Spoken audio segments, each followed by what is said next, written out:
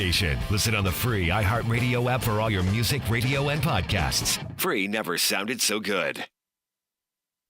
Young Jewelers. That name has been a part of Jasper for a long, long time.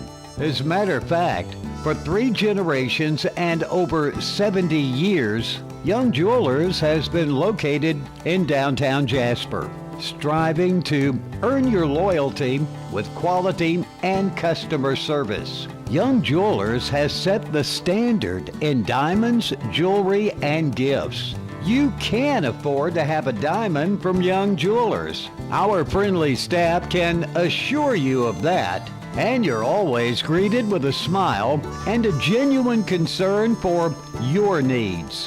Whether it's custom design work or diamonds from one of the name brand vendors, a consultation at Young Jewelers will have you feeling confident you've made the right choice. Young Jewelers, located across from City Hall on 19th Street and online at youngjewelers.com. If you're craving great food in a place that feels just right, it's time to head to Jake's on 4th in downtown Jasper. From stacked made-to-order burgers to hearty favorites fresh off the grill, every dish at Jake's is cooked with care and full of flavor. It's comfortable, relaxed, and always welcoming.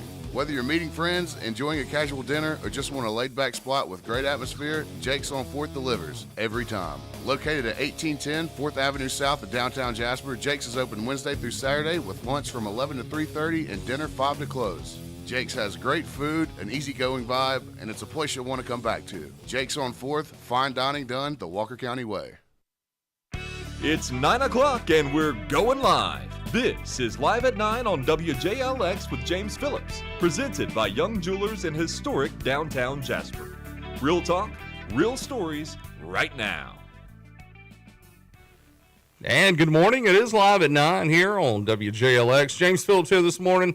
Let's see. We are on a Thursday today. I had to kind of check my brain for a second. It'll kick in before the end of the hour. I think the brain will be working.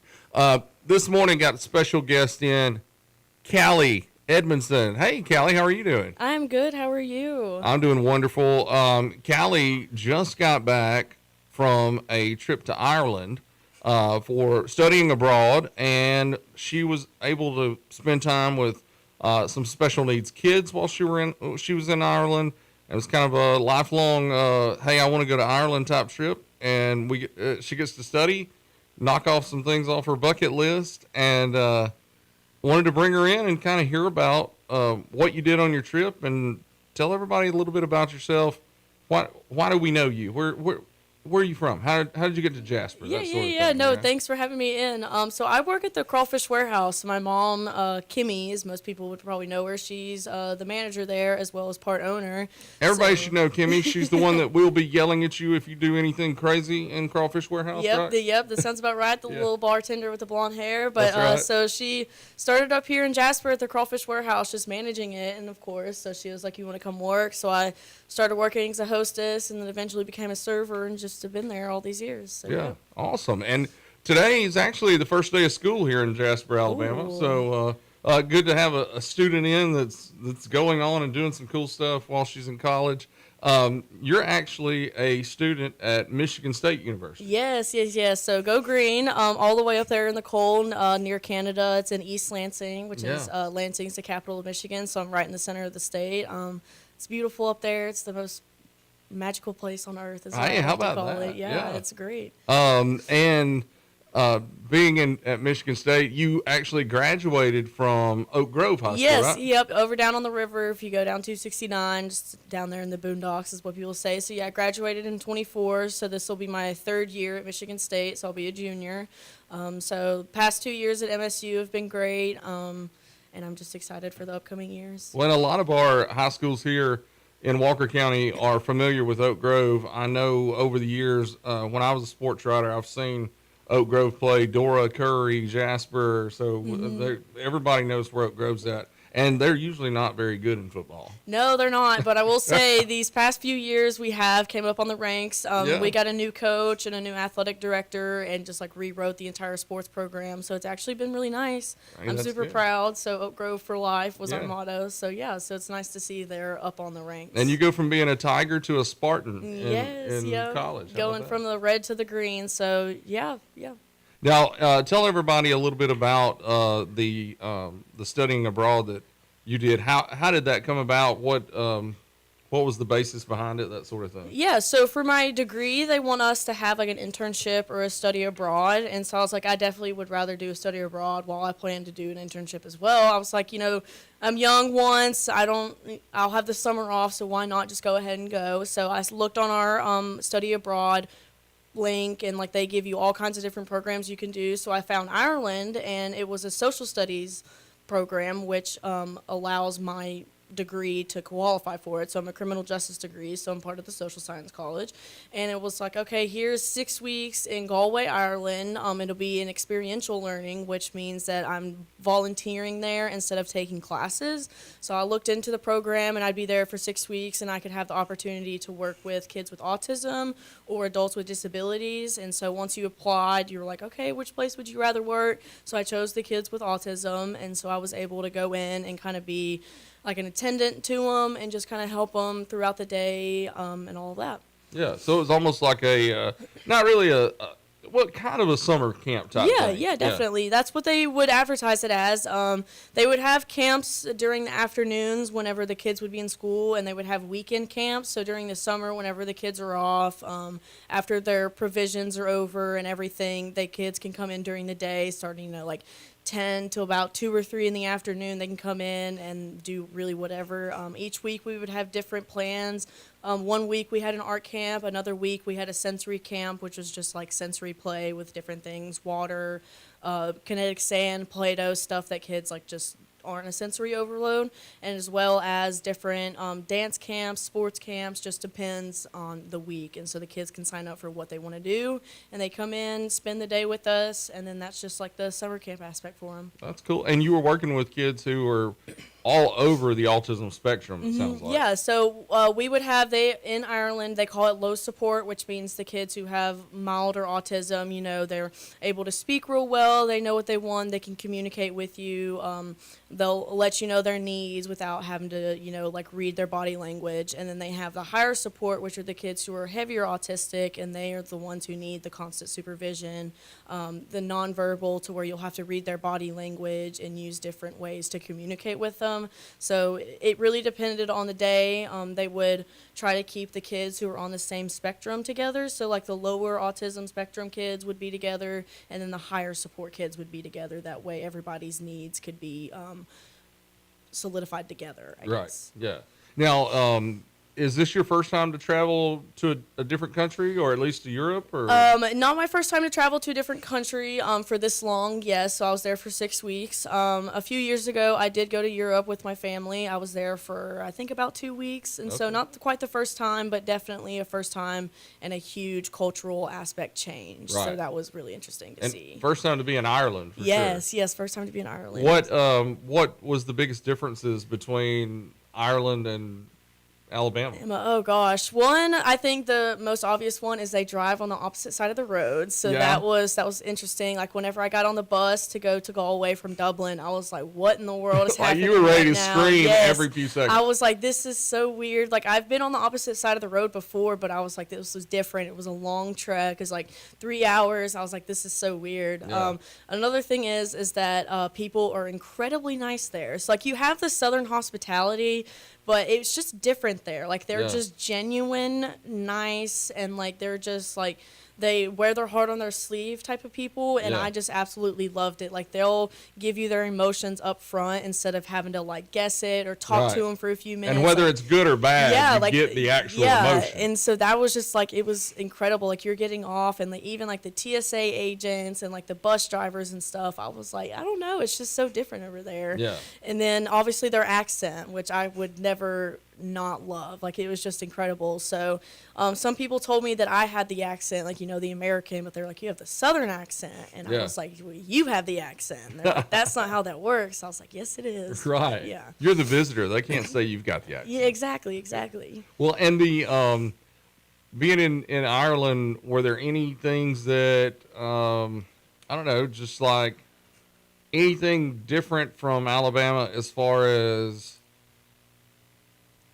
life there, as far as like what you do for a good time, or because I know you have plenty of time to like visit a few different cities and things like that. Just what was the experiences that you were able to do? Yeah, so I try to think their good time compared to here, and it's honestly, like, I will say, definitely the same. Obviously, they're huge on their pubs there. And I was gonna say, did you get to go to a pub? Yes, and I listen did to get music? to. I did get to witness some of the pubs. Like, they're huge on live music, and they're huge on their pubs there. So that's probably about the same as here. I was gonna say, how do you compare that to pub life at Crawfish Warehouse? Crawfish Warehouse, they get a little rowdy at the Crawfish Warehouse, but definitely like the same aspect. People come in, they want to sit there and they want to eat, they want to drink, they want to listen to the music. They're on the dance floor, communicating and having a great time with everybody. Everybody's so nice and they're just happy to be there and all that. So if you go into a pub, you'll leave in a great mood because like the mood there is just incredible. Everyone's so happy and high spirits, and so it's just like perfect moment to go in and witness. Now, what's the difference in food? The food, okay. I will say Ireland is not a food country as in like other parts of Europe. They're really big on like fish and chips there, so like chips as in fries. And so you'll find fish and chips everywhere. They'll typically do like the cod and then the hake. What else will they'll do? Like they'll do salmon, they'll do shrimp. So like they'll do pretty broad fish, and then they're also known for their beef there, like their roast beef. One of the main dishes that I absolutely loved was the roast beef Guinness stew, and it was just like perfect. It's got the mashed potatoes and everything, but we'll say they're a little bland on their seasonings there. Yeah. So if you go to Ireland, you definitely go for their pub culture and the people, not necessarily their food, but it's still nice to have like the traditional Irish food, I guess. Yeah. What was your favorite thing that you ate? Oh gosh, probably the beef and Guinness stew. Like I had it once at like some random restaurant in the middle of nowhere. Like we were all together as a group and we had just stopped, and I was like, oh, I'll just try this. And I was like, whoa, this is life changing because it is a sin, but I'm not a huge gravy person. As a Southerner, it's crazy, it's bad. Yeah. But so I just like grown to love it. Like ever since there, like now I want gravy on everything because it's just so good. So definitely probably my favorite. I did have a few fish and chips here and there, but like the beef and Guinness stew was just so good. Yeah. I liked it.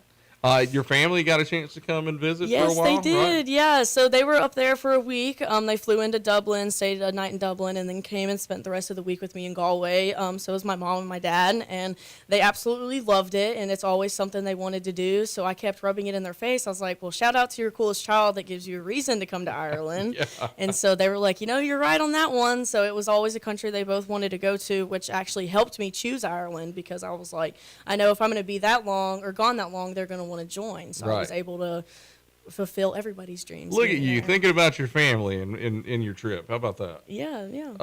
Now, what were some of the other places that you could have visited? We did go to we went to Dublin for a weekend, which is pretty cool. One of the other places I would have enjoyed seeing was Northern Ireland. Yeah. But Northern Ireland is definitely a trek from Galway, as well as there's like some political issues going on over there. So I just steered away from there. And then it seems like Northern Ireland can never get along with Ireland. Yeah, so they're ran by the Brits, is what they'll all say. So they just like Northern Ireland is its own place right now. But they have beautiful like groves up there, like wood groves and everything. So I would have enjoyed to go up there for that, but it's all right. And then more south of Galway, you've got like Limerick and what's the name? I can't think of it, but you've got Limerick, which I would have loved to go to because they've got like the old castles, and it's just like they call it counties, and so it's just a county full of just old Irish culture. Everybody's got like the thick Southern accent, as well as Cork as well. Like you'll go and you cannot understand anybody whatever they're saying because their accent is just so thick. And then anywhere on the coast has got the cliffs and everything, and it's just like beautiful down there. Yeah. Well, and Is Ireland, my only information about Ireland comes from basically watching movies. Yeah. Is it like you see in movies? Like, is everything green? Everything is green. It is like, I will say, out of all the places I've been to, like, this is like a perfect representation of Ireland. Like, it's all green, and you've got the cattle everywhere. You've got all the old stone and the sheep and the cows. Like, it is just like pure green. Like, you walk outside, and I don't know if it's green year round or what, but it is just like beautiful green colors everywhere. Now, does everybody cuss a lot? Yes. Okay, that's good to know that that's true in movies. Yes, very true. Yeah. And they'll do it with the thickest accent as well. Yeah, and like so, I can even cuss on the air in Irish. Yep. Like I can say feckin'. Yep. There you go. And they'll give you a round of applause if they're listening to it right now. They're gonna be like, "That's what I'm talking about," because that's what they'll want to do. Yeah. Yeah. See, I didn't know if all these stereotypes are correct or not. Yeah, pretty much every stereotype. Like the one that's a little disappointing, because I was just excited to see, but redheads, like gingers, like in the movies, that like they're everywhere, but really the Irish people have darker features. Like they've got the dark hair and the darker eyes. There are some people who will have like the greener eyes and everything, but not as many redheads out there. But so everyone's like, well, why did you want to see all the gingers? And I was like, well, it'd just be cool to see like them all together, I guess. Yeah. But, so, like it's a country full of gingers. Gingers, yeah, but no, there's just a hand select few of them, I guess, at least in the area I was in, so it was a little disappointing. Any leprechaun spottings while you were there? No leprechaun spottings, but suspicious leprechaun areas. Like specifically, one of the houses I stayed in was a student housing, and I was like upstairs in the top floor, like the attic area, I guess is what you would pretty much typically call it. There's these little doors in the corner, and there was two of them. So if you open it up, it actually goes into the attic. But I mean, this door was probably like 3 feet tall. So I get up there, and I'm like, why is there a leprechaun door? So I'd like even sent a picture to my family and everything, and they were like, this is crazy. And so like it was just a running joke, because like my grandfather's real short, and he was like, oh, that's a door for me. And I was like, I knew the leprechauns were here. Yeah. And so it's just funny, because a lot of the stuff is just like smaller proportions there with like doors and stuff. And so I'm like, are leprechauns actually real or not? Yeah. So it was cool to see that they're just leprechaun sized things everywhere. How about that? I didn't realize that. Yeah. One of my favorite movies growing up, it's an older Disney movie. It's called Darby O'Gill and the Little People. And it's basically like this Irish guy and leprechauns. Yeah, you know? yeah. How about, let's talk about just, is the culture much different? One of the things that I thought was neat that you brought up is that they're very hospitable, but they kind of have their emotions on their sleeves. And it's a little opposite from like Southern hospitality, where we could be really nice, but also say something like, bless your heart, we're calling you stupid. Yeah, yeah. They got some stuff like that. Yeah, so I think with them, I honestly think the Irish people just don't see any negative in the world. Like, anytime, like, you were there, there'd be a few people who were, a little rough around the edges, or, like, they kind of seemed a little rude. But even, like, if you go, like, and you're talking to somebody and you mess up or you accidentally trip them or something, like, it just does not seem like they see any evil in anybody. Like, no fault or whatever. Like, it's always, like, they're so sorry, they apologize, and all of the above. And so I just, like... The Southern hospitality doesn't compare to it, because the Southern hospitality, like you said, like the bless your heart, like, you're getting made fun of. But right. for them, they're just like, they see you as so pure, there's nothing to make fun of. Yeah, that's awesome. Nice, yeah. Yeah. What did you get to do with your family when they came in? Whenever they came in, the first day in Dublin, I took the train to Dublin from Galway, and we went to the Jameson factory, which was really cool. So you get to walk in, and there's like... glass on the floor that shows like the tunnels underneath like the factory where they used to keep the barrels. And then if you look around, and it's just all the original building but restored. You got Jameson bottles everywhere, like Jameson bottles of alcohol that you didn't even know existed. And then they took you back into the room and showed you how they brewed the alcohol and how it got bottled and the barrels and everything. So that was pretty cool. Now, you're only 20 here, yes. But there, Can you drink? Legally drink, yep. So the drinking age is 18 there. So pretty much everywhere you go, you can as long as you're 18 or above, like you're able to go into the pubs or buy any alcohol. But honestly, nobody will even really ID you. Like I only got ID'd like once or twice, but other than that, you just go and do it, and they don't care. They're just like, they're all so happy because they're all drunk. And so Right, they don't care. That may be the key there. Just drunk all the time, and they're just happy. They won't judge you, and you don't do anything wrong there, so it's perfect. Now, Ireland's known for their beer. Did you try Irish beer? I did. One of the biggest ones was Guinness, which was Right. terrible. I hated the Guinness. I tried over and over to drink it. I will say, funny enough, the foam was a lot better. They also serve it cold there, which I think it's served warm here. Okay. So that may be the reason it's so much better there, but it's still just bad all around. It tastes like bitter coffee that's kind of sour.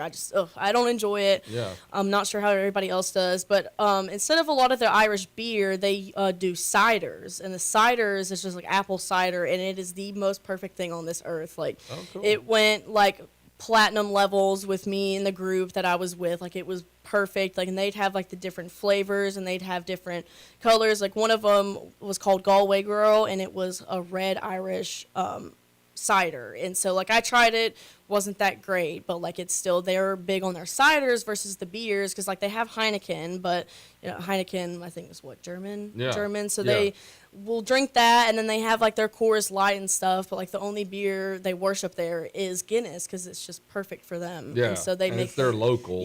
So they make their varieties of the cider, and so I think the cider was just, I wish you could get it everywhere in America. Cool. I had no idea that I'd be able to invite a 20-year-old today, and she'd be an expert on Irish beer. Mm-hmm, yep. Well, I figured it would be. I really thought the legal drinking age was probably more like 16 or so. Yeah, so it was definitely 18 in Ireland, but one thing I've noticed is that Ireland is very similar to the UK versus the rest of Europe, so that might be like one of the aspects of it. But like I know if you were to go to like Germany, the age is 16 there, so like I guess it just depends. But yeah, so 18 there, but even then they probably don't even care, because they don't have like the ABC board there. Like they don't have authority that's like hacking down on them saying don't do this, don't do that, because everybody's just like, why wouldn't you want to drink? Exactly. Yeah. Why wouldn't you want to be having a good time? Yeah, exactly.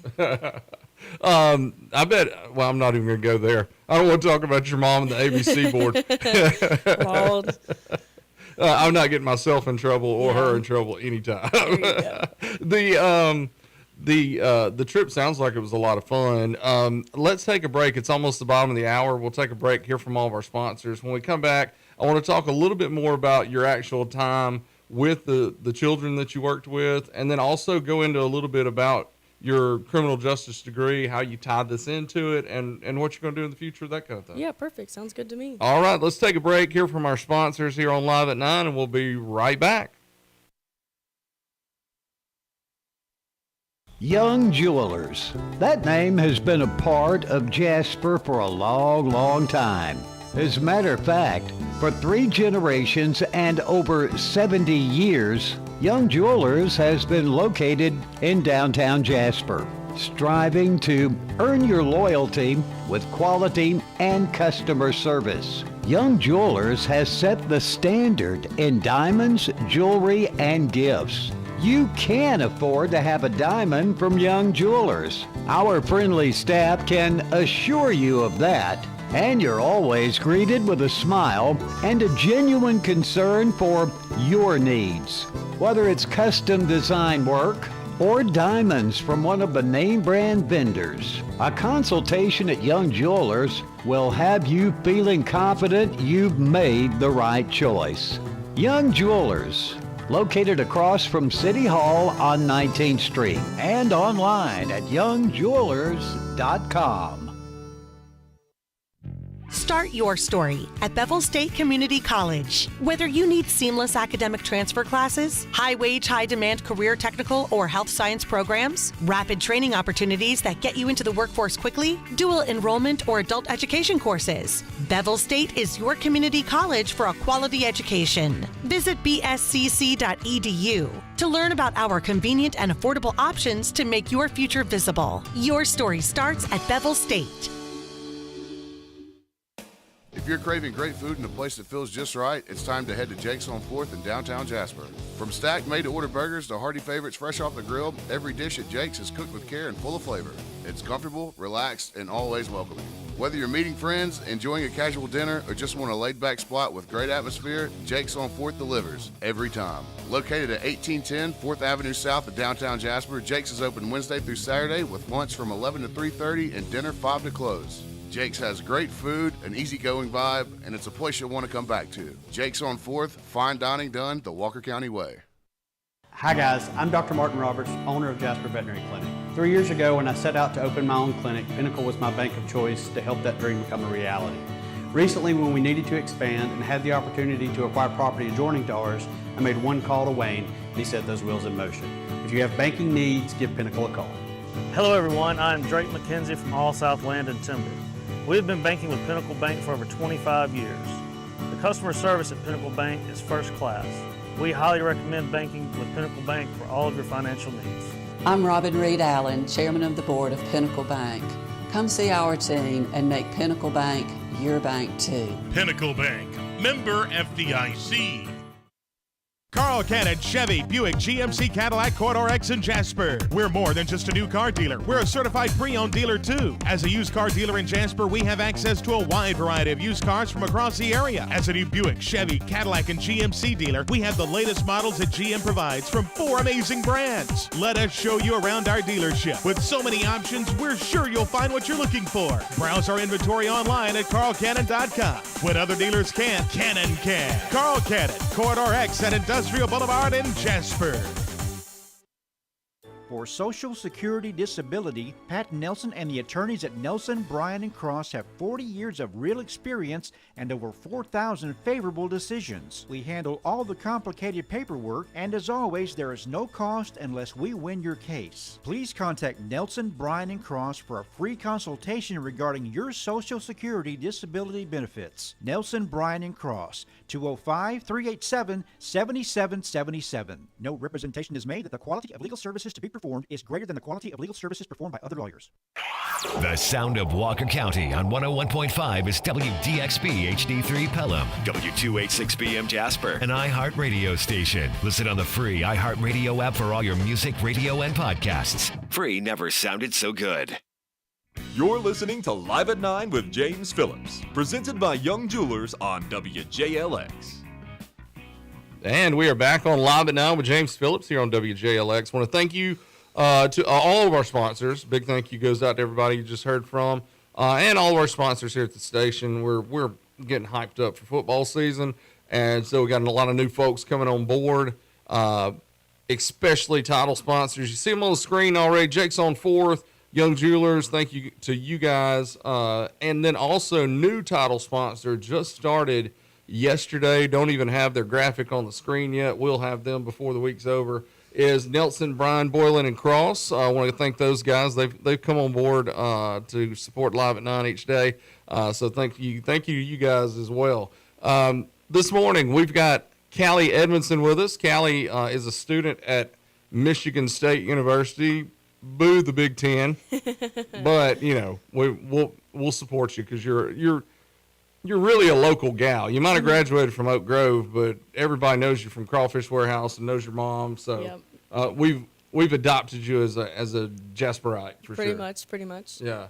And she's here to talk about her study abroad that she just did.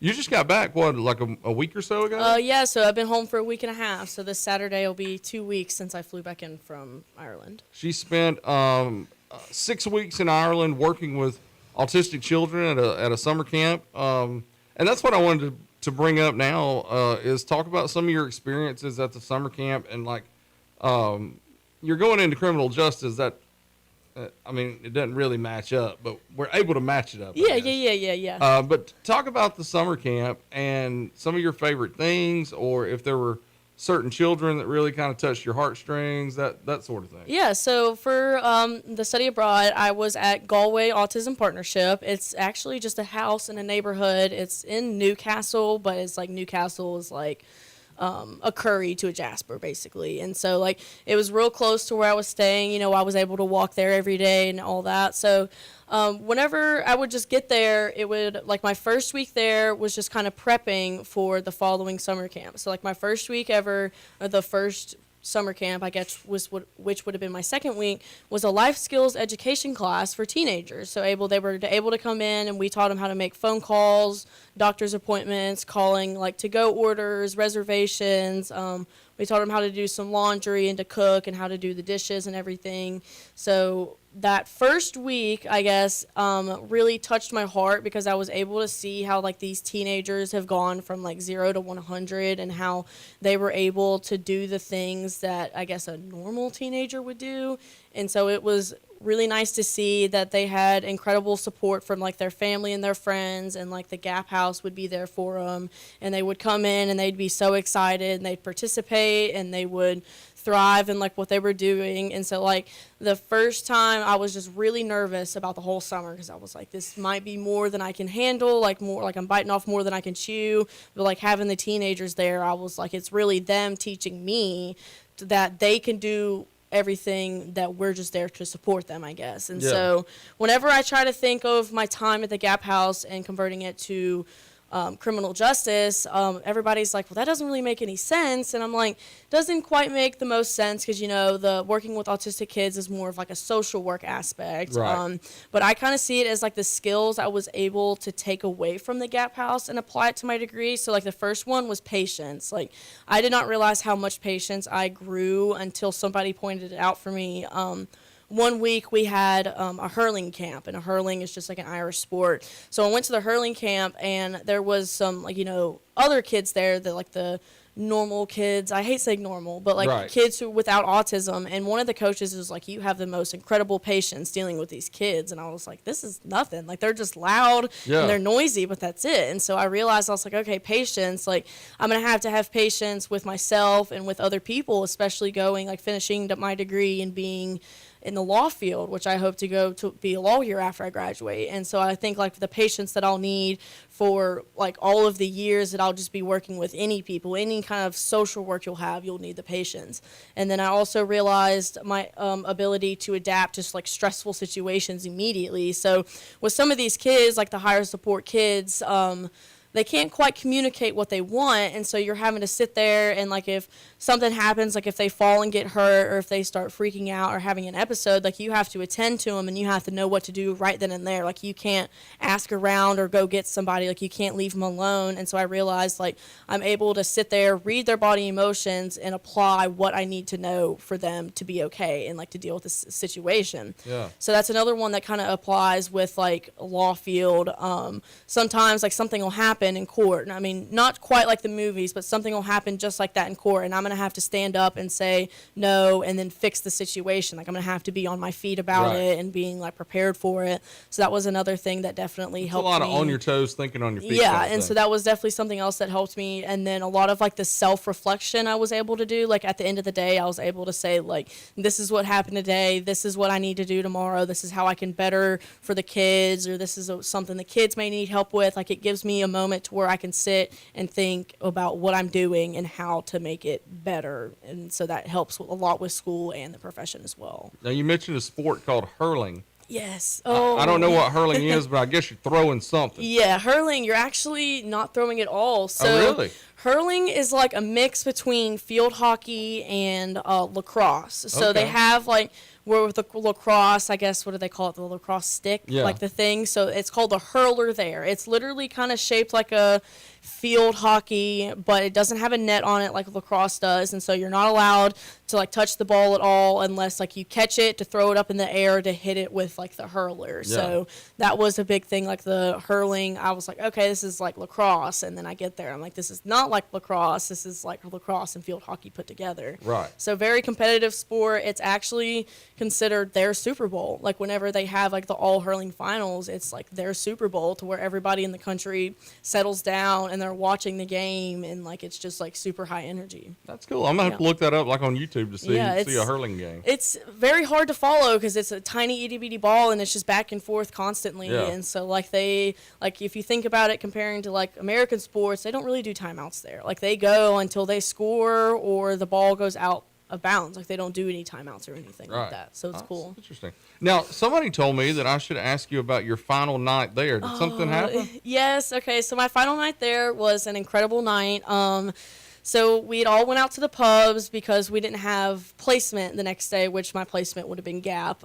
So we didn't have placement the next day. So like we all went out to the pubs and we hit all of our favorite spots. Like shout out to Taft's, the most gorgeous pub, love them, and O'Connell's, and then what was the other pub we went to? I think it was Murphy's. Like we just went out. So I did have a little bit too much to drink because in Ireland, you know, they tell me there's no such thing as too much to drink. But as an American, there is at some point in Ireland. You just know personally you hit that spot for yourself. I did hit that spot, yeah. So we get done drinking. We're at the pubs. We did our pub crawl, and we get back, and we decide we wanted to, like, bear race up the steps, like, crawling on all fours. Yeah. Well, it came to my turn, and I may have missed a step or two and completely fell and slid across the carpet and got carpet burn on my chin. So luckily it's healed pretty well. Yeah. I do have some makeup over it. So that was a treat to bring home because I was walking through the airport with a big red spot on my chin, and it was a lot. So definitely I had to go to urgent care for that one to get a steroid cream to put on it because it was a little gross. You can thank your mom for telling me to ask you about that. Yeah, she's evil. I'm sure she's listening to this right now. She made it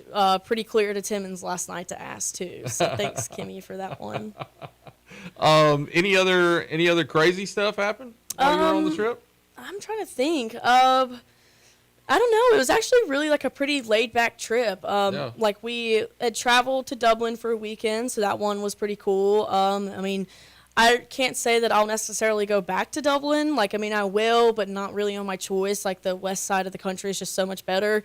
But we actually had, like, a really chill, like, nobody got in trouble or hurt or anything. Like, nobody went to jail, and, like, the police and everything. Like, it was just such a laid-back country, and everybody's chill, so it makes you want to be chill. Like, you're going over there, and you don't have to be on your toes about what if this happens, what if that happens. Like, everybody is just, like, laid back, and they're looking at you, and they're like, why are you so nervous, or why are you acting up? Like, there's just no reason for it. It kind of shows me, like, you know, you think in your mind there's a bunch of college students that are traveling abroad and they're going to party wherever they can go no matter what, you know. But as long as, I think it's like, you don't have to just beat somebody over the head. You're still going to make good decisions. For yourself, yeah. And you know? so that's what, like, cause like everybody, obviously a big group of kids, college, like sure it gets obnoxious, but everybody there is all partying, like all ages. Like you can go into one of the bars. I remember the Keys.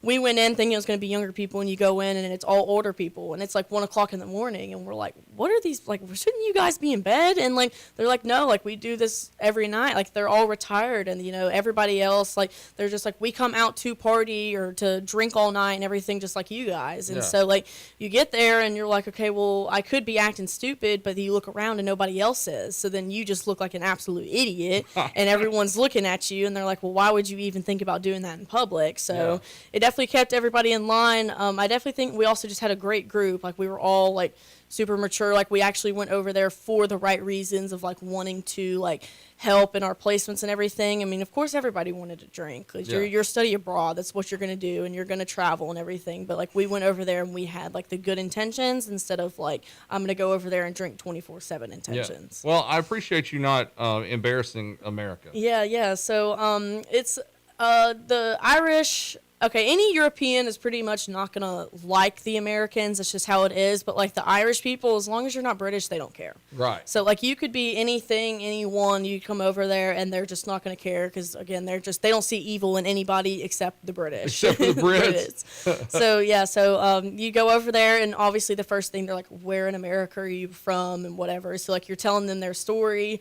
And, like, we would tell them, like, oh, we're over here to volunteer. And they're like, really? And we're like, well, yeah. And they're like, that's actually, like, I mean, I remember somebody said that was wholesome because they were like, we thought you were over here to party. And I was like, no, like I'm actually over here to be a part of a program that America doesn't have. And they're like, oh, okay, that's actually pretty interesting. So if anything, we gave America a great name. Hey, there you go. Good job. Yeah. Was there anything, as far as their language goes, I mean, they speak English, of course, but every country has their own words and phrases and different things. Any weird phrases you picked up along the way? Some of them. So actually, majority of the Irish will speak English, but they actually have a native language. It's Gaelic.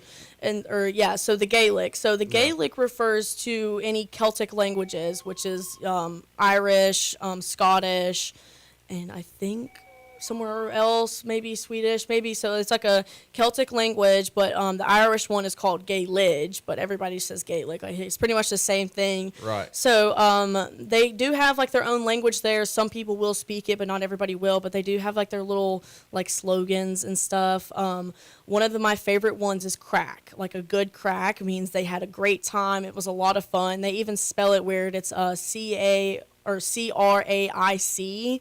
And so like you'll go in, like I remember one of the Irish people I worked with, she was like, oh, I had a good crack this weekend. And I was thinking, like the drug. Right, yeah, in America, like, that's going to mean something different. Yeah, and she was like, no, like I went out with my friends to the pubs and we had a good crack. And I'm like, do you mean like a good time? And she's like, yes, that's what it means. And so I was like, okay. So they have like their little lingo here and there, and it's always going to be spelt completely different. So they just speak in their simple words, I guess is how they call it pretty much. That's cool though. Anything negative about the trip? Sounds like you had a great time and everything went well. The most fantastic time. I will say the one thing people were telling me about, they're like the weather, and I was like, okay. I'm like, what do you mean by the weather? They're like, it is going to be rainy and cloudy every single day you're there. I wore my rain jacket maybe 3 times. Yeah. Yes, it was cloudy some days, but it genuinely did not rain whatsoever. It would rain at nighttime, but by the time you wake up in the morning, the skies are clear. There may be a cloud here and there, but it was like beautiful weather. So like I just got so lucky being there for those 6 weeks and it raining like 3 times. Like we would go to the Gap House every day and I was like, it still hasn't rained. And they're like, we don't know what you brought over here with you, but this has never happened before. Yeah. And then they had those 2 heat waves. The first heat wave was just, I think maybe 2 or 3 days of hot weather, but the second one was like a full week of just sun. And so everybody was out on the beach and outside enjoying the weather, enjoying the sunshine, and they're like, we've never had this before. And I was like, what? I was like, this is pretty much every day in the South at least. Yeah. And so like zero negative things about it happened, like from the weather to my experience to everything. It was just like the most perfect like trip I could ever imagine. Well, all you missed here weather-wise was 100-degree heat with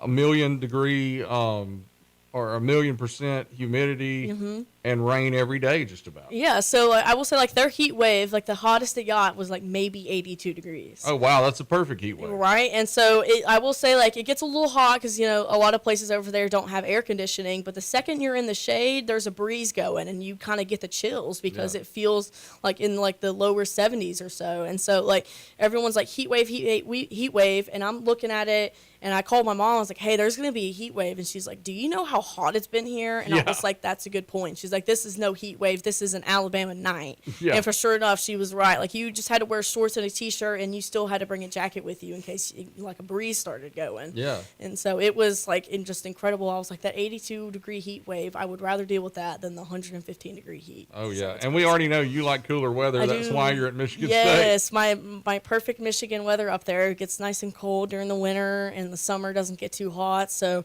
that's what I actually kind of prepared for, is that people were like, well, what's really the weather like? And I was like, it's kind of similar to Michigan. It doesn't get quite as hot because they're a lot farther up, but like they have the cooler nights and the cooler breezy days, and they're just the sun, the UV index is just not as crazy it is down here. And so like I looked at their winter weather and I was like, it's actually a little bit warmer over there than it is in Michigan because they don't have the lake effect like we do. But so I'm like, the weather just perfect. Everything was perfect. It was very similar to Michigan, so it was nice and cold, and that was my favorite part. Now, what's your next step as far as college goes? You'll be a junior at Michigan State this year. I imagine that you're going to be going into law school at some point. Yeah. So where are you going to go to law school at, you think? I hope to go to law school up there at Michigan State just to finish it out. They also do some things like there's a way that I'm able to get like the in-state tuition if I go to Michigan State law school. Right. So with living up there, like I'll be there for the required amount of time, like in my own apartment or whatever. So it's just to be a little bit cheaper, and like alumni scholarships and stuff like that. It just helps pave the way. So if I decide not to go to MSU, Cumberland down here at Sanford is definitely one of my other choices. Yeah. And then Pittsburgh. I've got some family in Pittsburgh and the University Yeah, of I knew Pittsburgh. you guys were big Steelers fans. Yeah. I'm a Browns fan, by the which way. is a sin. Exactly. Terrible. Well, it's a sin because they suck, too. But yeah, so Pittsburgh, the University of Pittsburgh has got a good law school, so I could go to Pitt as well. So it's one of the three. They advise you to pick like 8 of them, but I don't really know if there's 8 of them. So somewhere on that list, I could go to Nashville, I could go to Birmingham, or I could go to the University of Alabama. So just somewhere in that list. But Michigan State Law School is definitely my number one. Now, what type of law are you wanting to go into? I'm definitely in between criminal defense and family law. And so some days it just depends like what I want to do. So, like, if there's, like, a big murder trial on, like, and I'm like, ooh, I'd want to do criminal defense, but then you start watching it, and you're like, okay, I can't believe, like, I'd actually have to defend, like, a murder or whatever. Right. And so, at first, like, my first few years, I wouldn't be able to choose who I wanted to represent, but then after I established, I could do other people. So, like, in a perfect world, I would do, like, drug dealers or something, you know, people who will pay great money to defend them, and they're not going to kill you or anything, and like it's morally not wrong, like they're just dealing drugs, like something like that. So some days it does go back to family law to where I would deal with like divorce attorneys and like families, foster care, stuff like that. And so like morally I would much more enjoy the family law, but emotionally the criminal defense, because family law is very emotionally damaging. Definitely so. And the criminal defense is always, that was what interested me. I almost went into law as well. And just the problem solving aspect of it, trying to put the pieces together. And but I do see where you would be like, okay, if this guy obviously hacked up 12 people, it's going to be kind of hard to defend him. Yeah. So I try to compare it, and I'm like, okay, so I've got to think, like, I would love the, like, mysterious aspect of it, the forensics aspect, trying to put all the pieces together and, like, talking to the client and figuring out why they would do it, and, like, just, like, the psychological aspect of the criminal, I guess. Like, I would enjoy that part, like, diving deep into it. Yeah. But then I start thinking about it, and I'm just like, oh, my God, this guy actually killed a bunch of people. Like, it's going to be hard to defend him.